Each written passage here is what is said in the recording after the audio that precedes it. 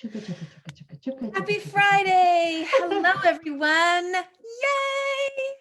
We're here. It's Friday. It's Fierce Female Friday. As always, please let us know. Can you hear us? Can you see us? Drop a little, yes, we can. And here is where I'm watching from. Are you at home? Are you on a vacation somewhere? Are you in the car as a passenger, safely listening and watching? We are so excited for the show today. We have a Madam President with us today, and we are going to get into that after a couple of updates. So for those of you who are just joining us, make sure, of course, let us know that you can see us, you can hear us, let us know where you're watching from. The big update that we have about what's coming up in the next couple of weeks is we have the Beloved Book Club happening. So our Woman Up book choice of February is Beloved by Toni Morrison. Some of you may have read it already. I read it when I was a senior in high school. I cannot wait to read it again. And I've seen the movie. You've probably seen the movie with Oprah. There's Oprah again. And so please join us for that. We'll drop the link in. Sabrina and Kama are going to be leading that discussion for us. It is in honor of all sorts of things, female writers, Black women authors, Black History Month. And so circle around with us. Let's have a real discussion about this beautiful book. And I'm sure we're going to be talking a little bit about the author, Toni Morrison, too, who is a Spitfire from Texas. So join us for that. Again, we'll drop the links in. Sarah, what do we have going on with CAR? I know that you have been on a Zoom marathon of meetings. What's happening over there? Zoom marathon for sure. Zoom extravaganza. Yeah, we had 2 weeks of board of directors meetings this last week that just concluded yesterday. I'm happy to say it concluded a little early. So we all had a little bit of white space on our calendars today, which was very nice. Lots of business that was covered, lots of talk about, creating more housing supply, and fair housing in particular. And I do want to give an update. Last year, our president, Jean Radzik, who was on our show, just one of our loves, was our president, and the rest of her leadership team, they appointed a fair housing and diversity task force. And I was so impressed with one of our very own, Janet Dorsey, who is the chair of that task force, brought forward some significant changes to our our governance structure, really our board of directors, which includes a fair housing and diversity, a fair housing policy committee, a diversity committee, and a fair housing and diversity forum. And all of these, I can share the intricate details, but it's really about moving policy to address fair housing, to address discrimination, to create and foster a more inclusive organization. And so I just want to give a shout out to Janet. Janet's one of our very own. She was just phenomenal all week. She probably had to give 16 different presentations, and she did wonderful. And also to our leadership team, Dave Walsh, Otto Katrina, Jennifer Brancini, and also to Jeannie. They all, were part of that. Joel Singer also. And then the behind the scenes team, Farrah Wilder and Lisette Torres. So that's kind of the big outcome. There are several other policy stuff that came out of that, but I just wanted to share that with the Women Up community. I gave a presentation at the Professional Development Forum about Women Up, and I saw so many familiar faces. Everybody was very excited about what we have in store for this year, and hopefully some of them will be coming to our Beloved Book Club discussion, because I did talk about that. So that's pretty much it from a CAR standpoint. I guess we can go to Leslie. Yeah, I love that. Yeah. Well, and before we scoot from that, I believe Rosanna is also on that fair housing task force. So we'll make sure to talk to her. Oh my goodness. Yes, she is. So like I have forgotten. all of the things that we're going to connect dots between today is going to be so amazing. Lots of work they did. And that's just, so that task force has 5 different subgroups, and this was the recommendations from one subgroup. So there's lots of stuff going forward. I just, the organization is committed to fostering more inclusivity and more, and to really address some of the racial injustices and discrimination that we have been a part of, and the organization has been a part of in the past, and really move forward to a more equitable housing front. So I'm really happy, and thank you so much, Rosanna. You're right. I love that. I love that. Well, there's some really fun red threads that we'll talk about when we bring Rosanna up on the mic. Hello, everyone. Have you seen this amazing aqua color on our gorgeous Leslie? Look at that necklace she is rocking. Oh my, Florida looks good on you, Leslie. Why don't you unmute your mic and share with us what is on your mind? I know, and I have to say, this necklace, I think it was $15 in Connie Meyer's room at A Fire 10 or 12 years ago. And you know me, I never wear costume jewelry ever except for this necklace. So it is so spectacular. We got our first COVID vaccine shots today. So I was just feeling very pro Florida. They just did it was seamless. We were in and out in 35 minutes, and it was pretty incredible. But I want to talk about something that's very near and dear to my heart for just a few minutes. If you've been to our conferences the last couple of years, I think I've talked directly and indirectly about the difficulties in the economics profession and some of the challenges that I faced way back in the day when I was in graduate school. And one of the organizations that I support and am just blown away by is called the Sadie Collective. And it was started in 2018. It's an organization that supports Black women who are at whatever stage of their professional career in economics and finance. And Sadie Alexander was the first Black woman to get a PhD in economics from my school, the University of Pennsylvania, again, 1921.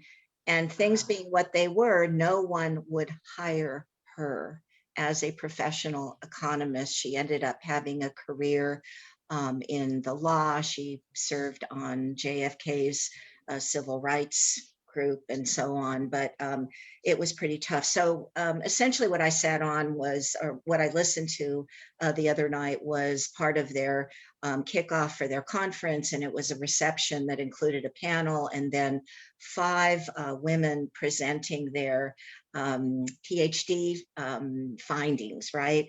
And as you can imagine, the research focus of all of them was on discrimination, inequality, equity, measuring all the things that we talk about. So it was really very interesting. So one of the things that came out in the panel, and I'm just going to read some of the highlights, were hire Black women, don't just have panels. We don't just need another token. There was also the sensitivity to the word owned. And I learned this last year with one of our realtors saying, whenever anyone talks about home ownership, I flinch. And it was a whole new thing to me. The word own, the word traded. Don't just say there's a Black, it's a Black person. They were very specific because and they shared some of the things that have been said to them in their professional life were just absolutely outrageous. They talked about the lack of salary transparency and how it is Black women that suffer the most because of that. And they said something that I just thought was beautiful. It's like, pay people what they're worth. Stop this negotiation game, right? And it's always about negotiating and having that skill set. Why can't we do that? And then here was the quote: existing as a Black woman in these economic spaces that are embedded in white supremacy is toxic for us. It affects our mental, spiritual, and emotional being. And they talked about the white supremacy culture and the thing, and it was in the context of the put the written word above all, just honoring the written word. And so I went and I Googled an article that talked about the white supremacy culture. And if I might, let me just list a few of the things on that. Perfectionism. And one of the things that does is it's much more common to point out what's wrong with something than what's right with something. The sense of urgency, the continued focus on urgency means you don't have the time to be inclusive. That falls by the wayside. Defensiveness, the organizational structure is set up to prevent abuse and protect power as it exists. Quantity over quality. All resources are directed toward measurable goals. Worship of the written word. If it is not in a memo, it doesn't exist. The organization does not take into account or value other ways that information gets shared. Only one right way. Paternalism, either or thinking, power hoarding, fear of open conflict, individualism, progress is bigger, we always want more. And so many of these things resonated with me, but I had never thought about it before. And again, I'm not saying there's a right or a wrong way to think about these things, but I do, you know how I am on listening, right? Just listen and hear the perspective from people that have had a very different experience than you may have had. So that's what I wanted to share. Here's to the Sadie Collective, and it's wonderful to be here with you, Rosanna, today. I love that. Oh my goodness. Well, and the interesting thing about what you're saying and what I'm seeing even on the new social platform Clubhouse is these real conversations with real actionable things to be looking for in our everyday, right? Thinking about the words we're using in this context, looking around the table and saying, okay, great, we've got all these wonderful people who are volunteering and we've got all these people who are on panels, but are we actually hiring these Black women into these roles? The taking action on these topics is so important. And we have an amazing example of this, of diversity in leadership, with Rosanna Garcia. Ooh. So for those of you who do not know Rosanna, she's currently Madam State President for the Women's Council of Realtors. And so we have seen her in our community since the beginning. Rosanna's face has been in the audience. She has shared her heart from stages all across the industry. She's been actually involved with Women's Council all her life because, of course, those of you who know her also know Eva. I have had some of the most fun conversations in the lounge areas after Woman Ups with Eva and Rosanna. So since a little girl, right, she has been at the meetings, at the conferences, learning what it's like to be a realtor, to be a volunteer, to be a leader. She purchased her first real estate investment before she graduated from college. I love that. She was licensed in 1986, took a detour in 93 when she opened coffee shops. Okay, we got to hear a little bit more about that. In SoCal, they had 3 shops, 25 employees for 10 years.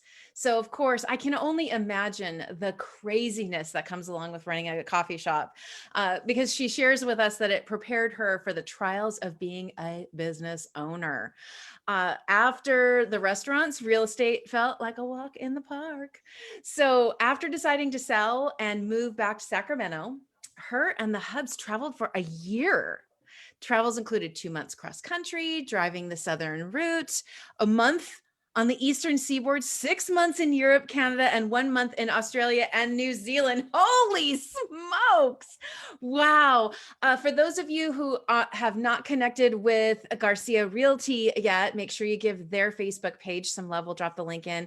She's been doing that since 2003 and has never looked back. She is here with us today. Her birthday was just a couple weeks ago, with her birthday twin, Oprah. Welcome to the show, Rosanna. Thank you. Thank you for that lovely introduction. And it's so nice to be here with the 3 of you. I am honored. Well, share with us, how are you? It's February 12th, New Year. What's happening over there? Oh gosh. So I'm in Sacramento, and we are I am currently preparing with my team for our upcoming winter meeting, which is the first meeting for Women's Council California. And that will take place Monday and Tuesday, February 15th and 16th. And we will have our installation on the 16th from 6 to 8 p.m. And we have lots of fun surprises in store. And we're using a new virtual platform that's called Whova. And that's who, like WHOVA. I kind of call it like the Dr. Seuss platform because that's what it sounds like to me. And it's proven to be very, very great because people are interacting pre-meeting. There's icebreaker community rooms. There's all this great stuff on this platform. So everybody's been very engaged. So it's been really neat. I love it. I love it. I'm glad you told me how to pronounce it because I was saying Hoover. That sounds right. No, Hova. No, I was saying something else. Anyway, Okay. And I just want you to know that CAR and Women Up are so proud to support you and sponsor the Women's Council of Realtors again this year. So congrats on your incoming installation. We will all be there. You are being installed as state president of Women's Council of California. And I heard that your mom, Eva, was state council president about 40 years ago, almost to the day, right? Correct. Yeah, so and 40, she was, go ahead. Go ahead. No, 40 I was years just ago gonna exactly to the year. Yeah. Wow. And she was the first Latina. And Rosanna, you are only the second. So will you tell us what that means to you and the reason why you wanted to become president of Women's Council California and how you are, leading the charge in being the second Latina president? Yes, thank you. And I like the way you pronounce it. Very good. So that was one of the questions, why do you want to be on the state line, what we refer to now, the state leadership team, and, your reasons for wanting to move forward in your journey. And I always refer back to mentorship in terms of being an example for women, of course, but also for women of color, women in the Hispanic community. We live in California. We're almost the majority in terms of the minority in California, but yet we have very little representation. And so going back to, what you were talking about, the Fair Housing and Diversity Task Force that Jeannie was so gracious to ask me to participate and be on, that is one of the things that our subgroup is focused on, is getting our Hispanic community realtors more involved in leadership. And so, you have this huge population of home buyers. We're the fastest growing home buying market in the country, where Garcia surpassed Smith and Jones as the surname that's the most popular in the country. So with all that being said, and those are small little tokens, but we are the most underrepresented. It is something that I feel charged with, to participate, to mentor, and to step up. Because I looked around and I said, well, who's going to do this? Oh, I guess that's me. So here I was, and it's big shoes to fill with Eva. Eva's been a pioneer in so many things. I mean, she and my dad were the first Hispanic brokers in our city, in our region. They started the Hispanic Chamber of Commerce, which I'm sure most of you are familiar with. So there's a long list of things that we were born into. And so fortunately, we followed in footsteps that set a great example, and we're proud to continue this legacy. And I felt that if we need to have representation and mentorship, I feel that I'm a good candidate, and that's why I'm here. And so, people want to say, I don't get it. And people say, well, I don't understand, because I thought we're all women. And I said, well, we are all women, but everybody brings something different to the table. And so it's important that we have all perspectives. And that comes with, of course, as you know, bringing diversity and different cultures to the table. And that's what makes for a better organization. So Deborah had asked, you know, what was one of the charges, and that's it. I want you to see me, and I want you to know that you can be here too, that this is possible. It's not an exclusive club. And so, you know, and I'm proud to say that our leadership team, you know, with me as president, Kay Merg as president-elect, Sabrina Brown as first vice president, and Taffy, we really have a great diversity, even in our extended team, that involves, you know, Black women, Hispanic women, you know, so we're very well represented, and I'm really proud of that. You know, to your point, Rosanna, about your, you know, how you got where you were, and everybody's journey being unique, and everybody's, you know, needing a variety of voices and so on and so forth. I think there's a lot of women that want to get from point A to point B, but they don't necessarily have, you know, parents with a history in brokerage. I mean, you grew up in it, you kind of, it's by osmosis, right? It's part of who you are, but, you know, and your mom's been a leader, right? I mean, even if she didn't say it in so many words, although knowing Eva, she did, but, you know, she was an example. But what about the women that don't have that, but want to get into leadership, and particularly interested in WCR? What advice do you have for them? So first of all, joining Women's Council, I think, is a huge benefit and step for any realtor. And so what's beautiful about our organization is that we really do embrace our members, and we encourage them to seek their journey and to develop their leadership skills. And as you know, in the industry, we're very well known for grooming leaders and educating people in that genre. So I feel that your membership in Women's Council allows you to have the mentors that you need to get to where you want to go. And like I tell everybody, they always say to me, oh, well, what if I don't want to be a leader? What if I don't want to be online? And I said, yeah, but you're a leader, whether you like it or not, within your community, within your family, within your school, your kids' school. So really, developing these skills does you no harm in everything else that you're involved in. So for you to develop anything, and then guess what? Never say never, because you think that you're not in it for the leadership journey in terms of maybe being a local network, governing board member or president and so on. But guess what? When you get that passion, and then you see how you change other people's lives, and how you influence, and how you're mentoring, this is when it just, the floodgates open, you know, and then everyone's like, oh, I get it now. Sure, I want to continue on, and I want to do what you did. Love that. I love that too. I'm feeling feisty right along with you. It feels good.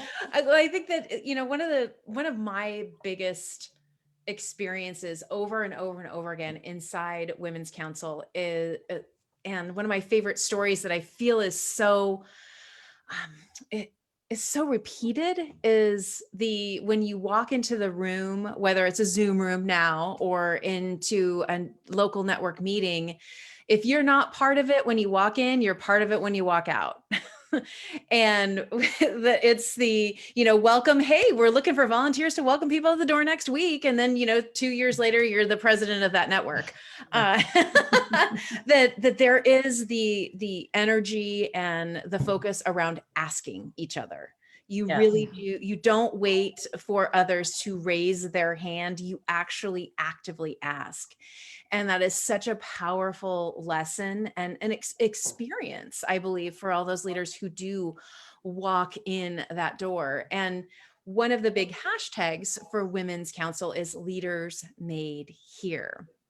So give us an idea of the types of topics that maybe you personally love to mentor others on and teach when they come into the space of Women's Council, and that come to that inclusive table with you.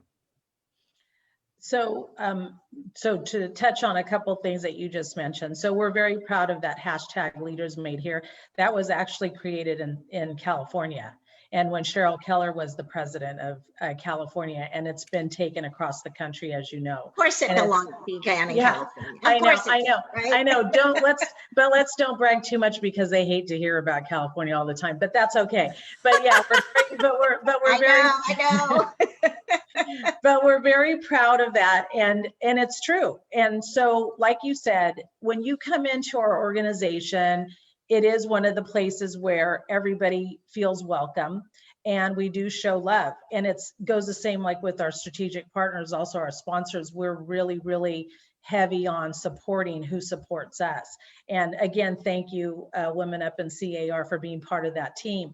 So, I mean, I think that what we're talking about in terms of coming into the fold, feeling the love that we have to offer, and just give it a try, because you never know where it's going to take you. And so, you know, the opportunities that are presented when you open yourself up to being involved and taking that leap of faith, it can change your life and your business. And so that's what I try to tell people all the time. And going back to, again, you know, my mom being involved for by the way, my mom's like one of 2 longest standing members in Women's Council in the country. She's been a member since like 1968. So the thing about it is that when you see all these long-term members and see what it's done for them personally and professionally, it speaks to the impact and the magnitude of the organization. I mean, we're small, but we're very mighty. All the women involved are top producers. We're all major donors to RPAC. We have the highest percentage of major donors to RPAC. The most involvement, like we hold 20%, I think, or 25% in CAR and NAR leadership positions. I mean, it just goes on and on. So if you want to be with the big dogs and the big girls, this is where you want to be. And so I tell people all the time, you know, the power of our council and what it can do for you is, I mean, I can't overemphasize it enough. So good. Well, and what I'm hearing you say over and over again, and I see this on Facebook and on Instagram and the comments, that you all make sure everybody knows that's a women's council gal. Yeah. Like when somebody's on a panel, when somebody's got a promotion, when somebody's has something great happening to them on their leadership journey, you ladies all, and gentlemen, because of course it's not exclusive 10%. to women. Yes, but the membership definitely says, hey, shine a light over there, look, one of ours. And it's a beautiful community that way. You know, I think that it is a great place to belong. And so I love that. How about the biggest topic that you find that you're talking to people about, like on a daily basis outside of leadership? Like what are the conversations that you get into and just like, you love teaching people about? What is that topic for you? So I mean, you know, it might be redundant, but real estate. I mean, the thing, I'm seriously, like, you have the opportunity at the grocery store. I mean, if you bring up real estate, everybody wants to jump in on the conversation because, you know, HGTV has taken it to that umpteenth level where everybody wants to talk about it, real estate. But I mean, we are passionate about, I am and my family passionate about home ownership for our communities, for the minority communities, because as you know, again, underrepresented in that area too. So for us, and for me, especially too, single women, because I bought my first piece of real estate before I was married, and you know, and that has always been mine. And so the thing about it is that it's the importance of what real estate as an owner, landowner can do for you, again, personally and for your family. And walking into any relationship and walking into any situation where, you know, you walk into meeting a client and you are able to say, oh, I personally own, you know, 10 pieces of property, and I've been in this business for this long, and I manage over 300 residences for, you know, other owners. So did you have any questions about something that I could answer for you? Because they think that, oh, you're just trying to push this sale. So I am super passionate about, you need to understand the value of being a property owner. And as a woman coming into any relationship or any situation to say, I own my home and I have this is mine, and I did this on my own. I think it's so powerful. And of course, we know that that builds wealth in the future. So yeah, to me, like investing in real estate and educating buyers on like the importance of taking this leap of faith, you know, don't wait, buy now because you might not. We have a saying in Spanish that says, don't let the train leave you. So we always tell them, don't let the train leave you, because then, you know, you're going to be running behind. So, Okay, you know, wait. What is it in Spanish? El tren te va a dejar. So the train's going to leave you. Yeah. So we say that, yeah, we say that often because, you know, you get the whole, well, I think I'm going to wait. And I think that this, and I think that that. And I said, you know, I've had clients that I've tried to help before, and 10 years later, they're still renting that 2-bedroom apartment. So I remember we used to say, like, when's the best time to buy real estate? And it's like 5 years ago, you know, 10 years ago was the best time. And my parents always said to me, you buy when you're qualified. You know, if you're qualified for a 30-year fixed rate loan, that's when you buy. That's it. You just don't try to overthink it. Don't try to predict anything. I love that. So I am super passionate about getting, you know, especially single women, minorities, getting them into home ownership, because it is just, I mean, the feeling of knowing that you are securing someone's future for the better is just, it's overwhelming. And it's not just about getting paid, it's about paying it forward, and it's about educating these people on the importance of how you're going to build a future for you and your family. And not building wealth for your landlord. I love that. It reminds That's my favorite. That's my favorite way to get them to jump off. So when you get the whole, oh, this is what I say to them, you like renting? And they say, well, not really. I said, well, I love that you love to rent. I said, as a matter of fact, you're qualified to buy a house, so obviously you have excellent credit. You've got a great job. I have a house that I'd love you to rent from me, because you know, we've built our business on people renting from us for 10 to 20, 30 years, and they've paid for our properties. So if you want to pay for another property, I am all for it.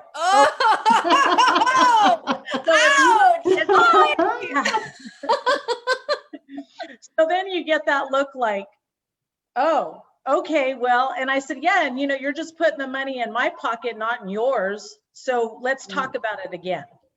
I bet that resonates.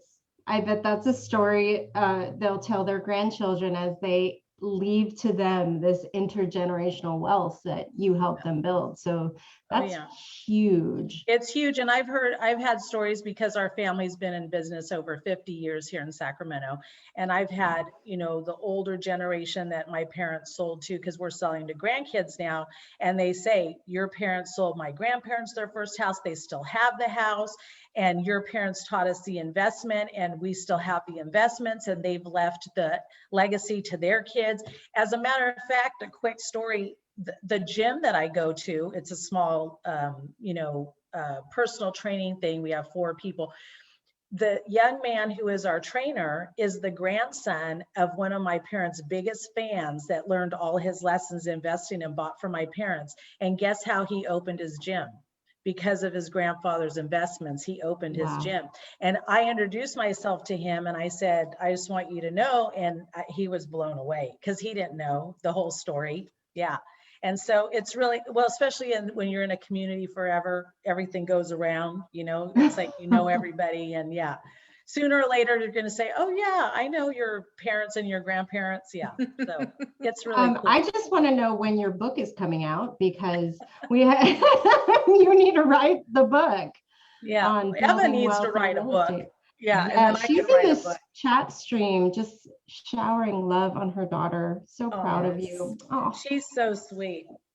We're so lucky. Yeah, we're so lucky. I mean, she's stellar. She's just, I mean, I can't even say enough about her and everything, you know. I mean, she was told when she came here with my dad, when they got married and came from Mexico City, the first thing that was said to her when she went to go rent a place was, we don't rent to Mexicans.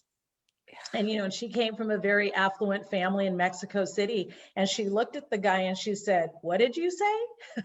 And he said, we don't rent to Mexicans. And she said, really? She said, you wouldn't have been my butler in Mexico City. How dare that you talk to me that way? I can see this. Oh my God. Yeah. Oh my God. So, your mom needs to write the book. Right. Right. And, you know, she saw a lot of that. And she said to my father, if this is the way it is here, we are going back to Mexico City. We are not staying here because this is not right. It's terrible. It's awful. Yeah. Yeah. Wow. Wow. But I love her Okay, comeback. I Yeah. know. Oh yeah, was that's so one good. thing. saucy. She always has a comeback. Her other comeback is because when she started in the 60s, you know, she started during the civil rights era. They started their brokerage, and you know, as you know, the platform was all white males that owned all the brokerages and everything else. And so they told her that they thought it was really cute that she was going to try to start her brokerage. And they said, good luck to you, cute. And she says, the only thing that I regret is that they're all dead and they can't see me now being so successful and still alive. You know, when we started out, when we started Woman Up, Eva Garcia was one of our first interviews. Yes, she was. And we will dig that. She's actually in Upward, which is our book. And so Okay. we'll have Well, and to she get was on that out. stage at the first Oh, conference. yes. too. Mhm. The first conference, yes, and we were all there, and she is just a trailblazer. So you are so lucky to have a mom like that, Rosanna. I am so lucky. No, we are so lucky. No, it's been great. And you know, and she's still on it. We were in Mexico City for the holidays, and all my cousins and their husbands are like, oh my God, does she ever age? Like, what is going on here? Like, what is she taking? She does not, no. Yeah, I mean, it's crazy. It's really great though. But you know what? That's the power of staying engaged and staying involved, you know, and that's a Absolutely. lesson for everyone to learn, you know, eat right, exercise every day, and stay engaged and stay busy. Well, you know, when you look at this aging thing, so much of it is attitude and your lifestyle. I mean, there's no reason yeah. why you can't go a long time. And I, along with your mother, I plan to be a case study in that. That's right. Yeah, and dance. They say that if you dance, that it makes you live longer. So that's why we're going to salsa Oh my dance at God. the installation. All right. Yes. I can't wait. Can we, We- on this, along the same line, what is your best piece of advice that your mom has given you that you always go to all the time? So actually, it would be her mother, my grandmother, and it's one of my favorite sayings that she said, and it was in Spanish, but in English it is, if your problem has a solution, why do you worry? And if your problem doesn't have a solution, why do you worry? And I love that. And so I always think about that, and my mom says to me all the time, you are so much like your grandmother, because I don't worry. I really don't. You know, the thing is that I tell everybody all the time, I come from a place of gratitude every single day and in everything that I do. And so whenever somebody wants to say, oh God, I have to, I got to, I do, I say, you have to say it with, I'm able to. I mean, the fact that we wake up every day and we can see and we can hear and we can smile and taste, we have all our limbs. I mean, every day, even when I go to the gym, when I try to complain, I'm like, what are you complaining about? You're able to be here. And so for me, it's every day to be grateful for my health, my family, my friends, my peers. Everything that I get to do is such a gift. And so I never buy into half empty. It's always half full. It's like, I say to everybody, just like I said, why are you worried? It's like, it's going to get resolved. In the end, everything usually gets resolved. And if it doesn't, oh, well, you know, it's like you just go on. That's right. Yeah.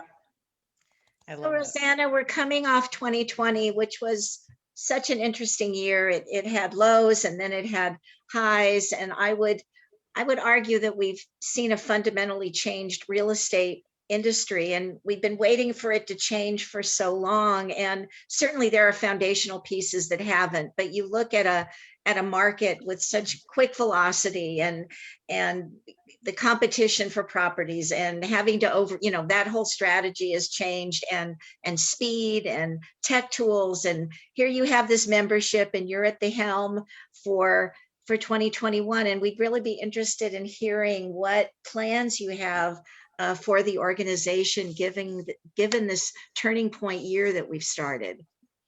So we started, you know, that's the other thing you learn in Women's Council, right? To be prepared and pivot. And so I'm really proud to say that in 2020, when this all went down, the shelter in place and, all of these CDC guidelines, I mean, how lucky were we that we still got to work? I mean, that's for one, right? There I go with the gratitude. Yes. It's like, we're so lucky. So the other part of it is that Women's Council quickly put into play, how are we going to continue to engage our members and continue to give value to our partners and our sponsors? And we got feedback that I can tell you that they said we did the best job at keeping them engaged and keeping our sponsors engaged. And they were so appreciative of that, because most people didn't hear from anybody anymore. It's like everybody shut down and that was it. So I was really proud of how our team pivoted in the moment, because this was new for everybody. And we were just like, oh my God, what do we do? We're not going to our meetings. We're not going to get to hug everybody. It's like, this is awful. But we managed to do it. We managed to keep people engaged. And so moving forward in 2021, as we have started with this first meeting, we're implementing this virtual platform, which is Whova. And it's allowing for heightened engagement for our members, our attendees, and our sponsors. So that is the start of 2021. And I think that we will probably keep this in play, even if we do go back to meeting in person, which I pray by fall that maybe we will see each other. But I think that because of the added benefit, that we're probably going to continue to use it because it's worked out for our platform. And then again, focusing on bringing in to the fold more women of color, because by leading by example and showing them, our leaders and our mentors, I think that we can do that. And then, of course, making sure that our networks are all healthy. As you know, we don't refer to them as chapters anymore. We refer to them as networks. And our main focus is to make sure that all of our networks are healthy and that our leaders and that our members are getting what they expect to get out of their membership. So those are the main focuses. We're doing our new strategic plan is starting this year. So we have some key issues that we're going to address this year. And that's part of it. Of course, for everybody, it's growing your membership, because we did fall off a little, but I'm proud to say that in the last quarter, we actually beefed up our membership again, and we still have a ways to go. But I think that through what we're doing and our focus, I think that we're going to build our membership back to where it was in like 2018, 2019. I have no doubt. I have no doubt that you will be successful at doing that.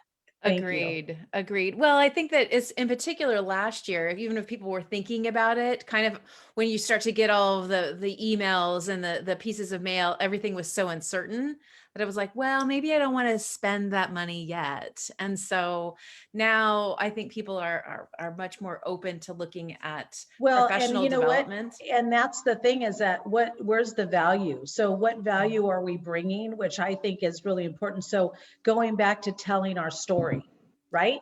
So you hear my story, you hear what motivates me and what has brought me here. And that's what we have to do. We each have to tell our stories, because underneath it all, everybody's got a beautiful story, what Women's Council has done for them. So I tell our members, share your story. You have to talk about it, because in the end, for many of the members and for many that are participating, it's what kind of money are we talking about? Like, what is my $240 investment going to get me? Yeah. So when you translate your skills, but then also the referral business that you get by being involved, I mean, it way surpasses the measly $240 that you are having to invest every year. I mean, it's just not even a question. Yes, I absolutely agree with that. And as you know, we agree with sharing your story. We think that's so important. I think that's the beauty. One of the things we haven't really talked about today, and a question that I'm sure you get, that we definitely get, is how is it that Women's Council and Woman Up aren't they competing? And I always say, no, we complement one another. It gives the bigger stage, wider stages for us to share the stories. And exactly what you just shared, the ability to inspire women to step into leadership inside Women's Council. You might not want to be a brokerage owner today. You might not want to step into brokerage executive leadership. You might want to try Women's Council leadership. Look at the women who have stepped into these roles before you. It's such a beautiful place to learn the skills. And it's not only leadership, you learn like actually how to run a board meeting. Like Very Robert's valuable. the rules and regulations. What did you say, Sarah? Robert's rules of order. Yes, seriously. I remember the first time I attended, I was like, what is going on here? Like you have this big party, everyone's wearing glitter and bling, and then all of a sudden it's like, call to order, and there's like ding, ding, ding, and you're like, what? Maybe Women's Council will rewrite Robert's Rules of Order from the female perspective. Now that is what I would like to see. Yes. Why not? There's been a movement looking at Robert's Rules and saying, you know what, it's 2020, folks, and I bet Women's Council would be the perfect group to do that. Yeah, I think it should be Rosanna's rules. Maybe it should be in the strategic plan. Yeah, Rosanna or Roberta's rules. Exactly. Eva's rules. I think there we go. That's an awesome call to action. Well, I get to be the one to say this week, it's time to close our conversation. So before we do say goodbye, any last words of wisdom that you want to sprinkle over the community here today? Be your authentic self. Be true to who you are. Never say never. Don't let anybody tell you say no. Don't let anybody say no, because you can do whatever you want to do. And find a mentor. Find a mentor and be a mentor.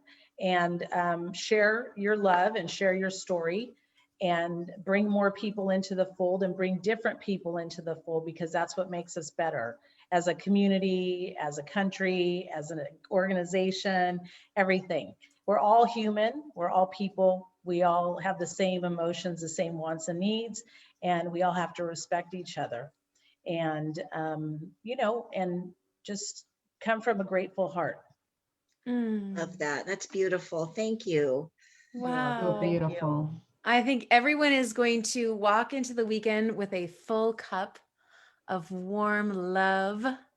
After that, I love all of that advice. And we, as Sarah mentioned, we are so excited to support you next week at the leadership event, at your installation. We'll be sure to drop the link in again here at the end. For those of you who are curious about Women's Council, you can hop over to wcr.org and sign up. That's right. Sign up. Do yourself a favor. Yeah, do yourself a favor. There are so many leaders inside the chat as well. I've seen Eileen here. She's of course dropping the love inside the comments here.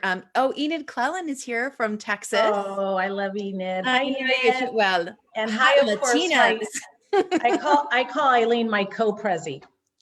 Your co-prezi. I love it. So there are women that you can ask if you want to ask why. If you're still not sold, make sure you reach out to Rosanna or Eileen or Enid or any of the amazing women who are in the stream today. Too. Sabrina, hi Sabrina. Yay. Oh, Sabrina's here too. Yes. I mean, I'm sure so many of these women are in Women's Council. We don't even know it. And so for those of you who are watching the replay as well, make sure that you drop in your questions, because we will make sure to get you connected to somebody who can help answer those questions for you. Thank you so much for joining us today. Thank you for having me. It was my pleasure. It's been delightful. I love seeing you all. Oh, thank you. I love seeing you all. I look forward to listening to the replay. I look forward to listening to it, writing down some of these notes, because there's so much goodness. All right. So for everybody who's watching us live, thank you for joining us. For those watching the replay, we love you. Thank you. We're here. Like when you leave a comment, we'll see it and we will engage with you over the weekend. Have a wonderful love weekend. Oh, happy Valentine's Day. That's right. And happy Lunar New Year to all our and I was just sisters. going to say, go Year of the Ox. That's right.